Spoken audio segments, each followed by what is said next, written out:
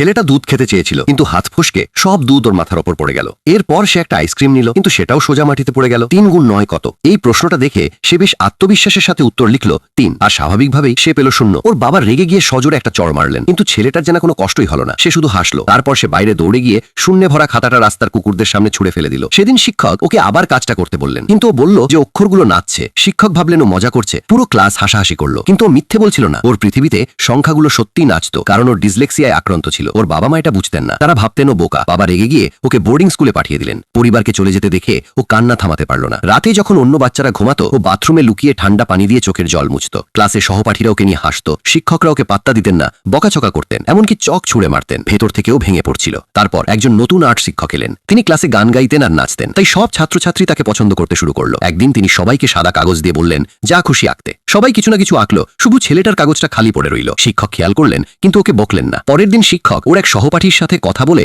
আসল সত্যটা জানলেন, ছেলেটার ডিসলেক্সিয়া আছে। সেদিন শিক্ষক ক্লাসে একটা গল্প শোনালেন। একটা বাচ্চা যে পড়াশোনা ঘৃণা করত, সে বই ছেড়ে ফেলতো আর পেন্সিল ভেঙে ফেলতো। তিনি জিজ্ঞেস করলেন, তোমরা কি বলতে পারো এই বাচ্চাটা কে ছিল? সবাই হাসলো। ছেলেটা জমে গেল, ভাবলো গল্পটা ওকে নিয়েই, কিন্তু উত্তরটা ছিল আইনস্টাইন। ও অবাক হয়ে গেল। শিক্ষক বললেন, কিছু মানুষ পৃথিবীকে অন্যভাবে দেখে, আর সেটাও এক ধরনের প্রতিভা। ছেলেটা মন দিয়ে শুনলো আর শেষমেশ হাসলো। সেই দিন থেকে শিক্ষক প্রতিদিন ওর সাথে কাজ করলেন, ওকে আঁকা আর লেখায় সাহায্য করলেন। ধীরে ধীরে ও কিছু শব্দ শিখলো আর বেশি করে হাসতে শুরু করলো। শিক্ষক ওকে আর্ট কম্পিটিশনে অংশ নেওয়ার জন্য প্রিন্সিপালের কাছে সুপারিশ করলেন। ও কঠোর পরিশ্রম করলো আর একটা দারুণ ছবি আঁকলো। ও প্রথম হলো আর পুরো স্কুলের সামনে দাঁড়ালো। সবাই ওর জন্য হাততালি দিল। ও শিক্ষককে জড়িয়ে ধরলো। সেই শিক্ষক ওর জীবনটাই বদলে দিলেন। তাই তো বলে, একটা দরজা বন্ধ হলে অন্য একটা দরজা সবসময় খুলে যায়। আর আপনার কোন অনন্য প্রতিভা আছে?